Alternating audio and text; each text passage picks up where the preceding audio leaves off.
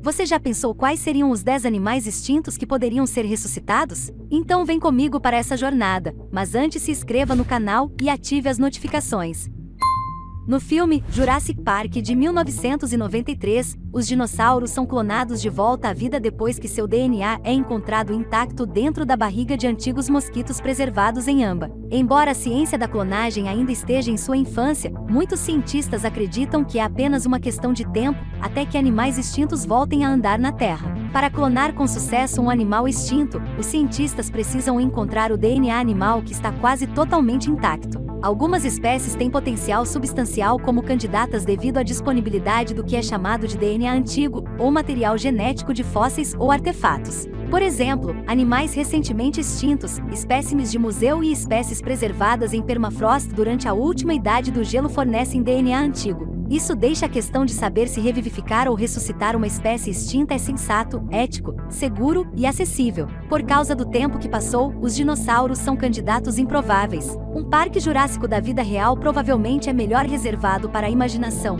mas um parque pleistoceno da vida real? Bem, essa é outra história. Aqui está nossa lista de 10 animais extintos considerados para ressurreição por clonagem.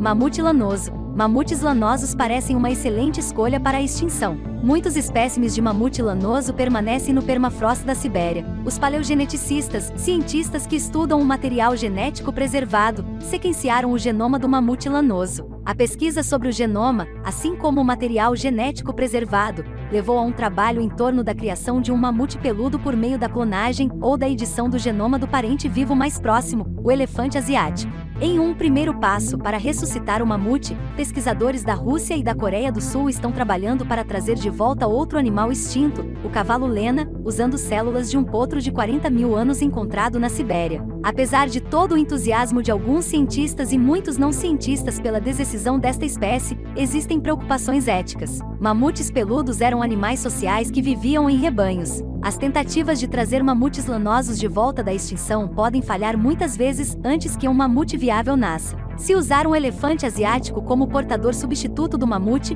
o período de gestação de 22 meses, com base nos períodos de gestação do elefante, remove a possibilidade de o elefante carregar uma prole para dar continuidade à espécie de elefante em extinção. O sucesso na criação de um mamute peludo deixa o problema de que tipo de vida espera o animal: animal de laboratório, animal do zoológico ou residente do parque pleistoceno, uma tentativa de restaurar um ecossistema de estepe na Rússia. Tigre da Tasmânia. O tigre da Tasmânia, ou tilacino, era um animal notável nativo da Austrália e o maior marsupial carnívoro conhecido dos tempos modernos. Os animais foram extintos recentemente, na década de 1930, principalmente devido às mudanças climáticas, caça generosa e falta de diversidade genética. Por terem sido extintos recentemente, espécimes do animal permanecem intactos, preservados em potes de coleta. Alguns tilacinos montados na taxidermia em museus também podem reter DNA. Muitas pessoas da Austrália apoiam a extinção e o habitat ainda existe. Alguns dos genes do animal já foram expressos com sucesso em um feto de camundongo depois que os cientistas inseriram os genes do tilacino no genoma do camundongo. O grande projeto, financiado pelo Museu Australiano, para clonar o tilacino, terminou depois que os cientistas não conseguiram obter DNA suficiente para criar uma biblioteca de DNA para a espécie. Ibex dos Pirineus ainda acha que clonar animais extintos é impossível. Tecnicamente, isso já foi feito. O ibex dos Pirineus, ou bucardo, tornou-se recentemente o primeiro animal extinto a não extinguir-se, pelo menos, por 7 minutos. O feto clonado, que continha DNA reanimado do último ibex dos Pirineus vivo conhecido, foi levado a termo com sucesso após ser implantado no útero de uma cabra doméstica viva. Embora o ibex tenha morrido de problemas pulmonares 7 minutos após o nascimento, a descoberta abriu caminho para programas de preservação de clonagem de espécies extintas. O último ibex dos Pirineus conhecido foi uma fêmea chamada Célia, que foi morta pela queda de uma árvore em 2000. Foi o DNA dela que foi usado para criar o clone de vida curta. Gatos com dentes de sabre. Olhando para os dentes caninos épicos desses antes temíveis gatos da tradição do Pleistoceno, você pode se perguntar se ressuscitar os felinos dente de sabre é uma boa ideia.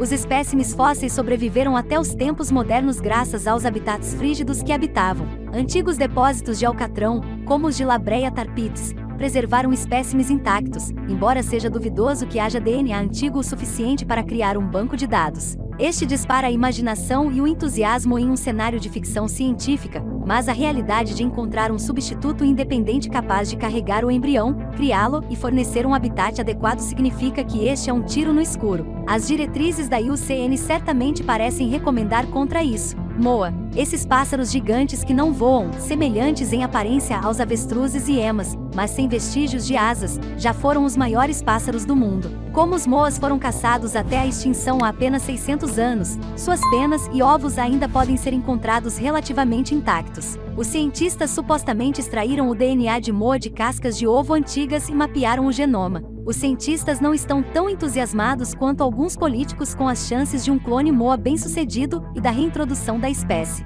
Dodô. Talvez o animal extinto mais notório do mundo, o dodô, foi levado à extinção meros 80 anos após sua descoberta. Como o habitat do pássaro na Ilha Maurício não continha predadores naturais, o dodô não desenvolveu defesas eficazes. Essa falta de instintos levou à extinção, pois os marinheiros foram capazes de matá-los para comer rapidamente. As espécies invasoras introduzidas dos navios dos marinheiros comeram a vegetação que formava a dieta do dodô, bem como os ovos de dodô, criando o principal fator de extinção. Os cientistas esperam recuperar o dodô se coletarem DNA suficiente para criar um clone a ser implantado nos ovos de um pombo moderno intimamente relacionado. Preguiça terrestre. Olhando para os restos fósseis ou modelo desta criatura antiga, você pode acreditar que está olhando para um urso gigante. Esses enormes animais eram preguiças terrestres, mais parentesco aparentado com a preguiça de 3 dedos adormecida dos dias modernos. Eles fazem a lista de extinção porque as preguiças terrestres gigantes ainda andavam pela Terra 8.000 anos atrás, no início da civilização humana. Amostras de DNA já foram extraídas de restos de cabelo intactos.